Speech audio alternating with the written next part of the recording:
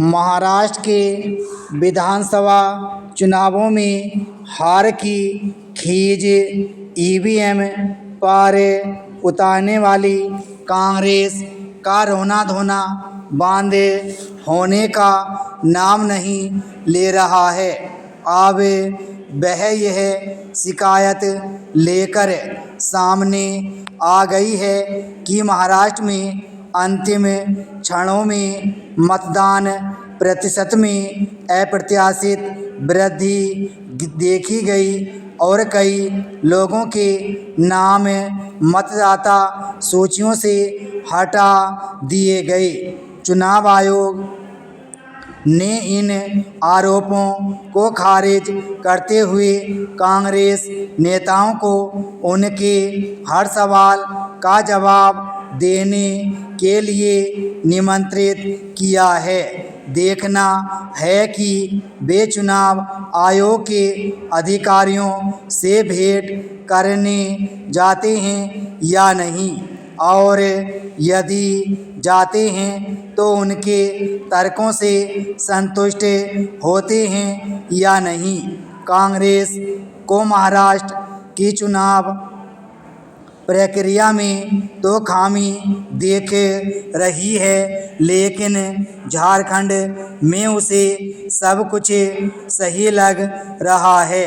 वह जैसा रुदन महाराष्ट्र के नतीजों को लेकर कर रही है, वैसा ही उसने हरियाणा के चुनाव नतीजों के बाद भी किया था। तब यह कहा गया था कि इस्तेमाल के बाद भी ईवीएम की बैटरी 99% क्यों दिख रही थी। चुनाव आयोग ने इसका जवाब दिया, लेकिन कांग्रेस को यह समझ नहीं आया क्योंकि उसे कुछ समझना ही नहीं था। इस बार भी वह कुछ न समझे तो हैरानी नहीं। क्या यह हास्यास्पद नहीं कि एक और कांग्रेस के नेता महाराष्ट्र की हार के कारणों की समीक्षा कर रहे हैं और दूसरी ओर ईवीएम को दोष भी दे रहे हैं। यदि दोष कथित तौर पर ईवीएम का है तो समीक्षा किस बात की, और यदि कांग्रेस अपनी कमजोरियों से हारी तो फिर ईवीएम को कोसने का क्या अर्थ।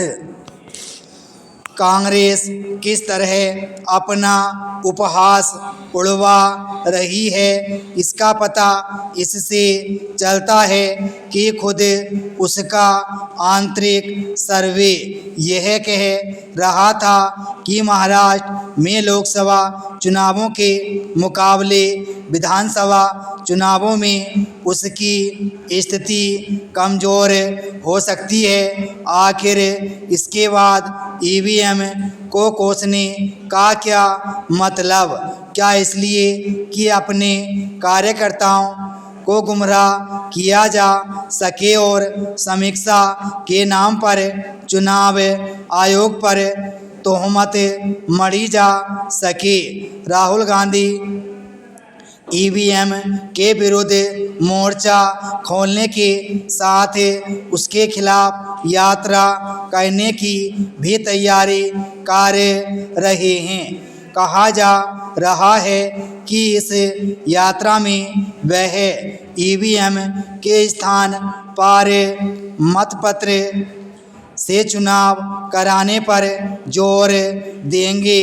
यदि वह ऐसा करते हैं तो कांग्रेस के छोटे बड़े नेता और यहाँ तक कि पार्टी अध्यक्ष मल्लिकार्जुन खड़गे न चाहते हुए भी उनकी हाँ में हाँ मिलाने को मजबूर होंगे।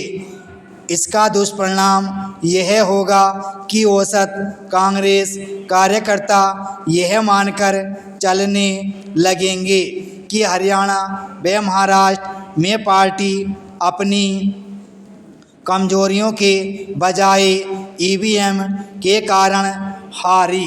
विराम स्टॉप।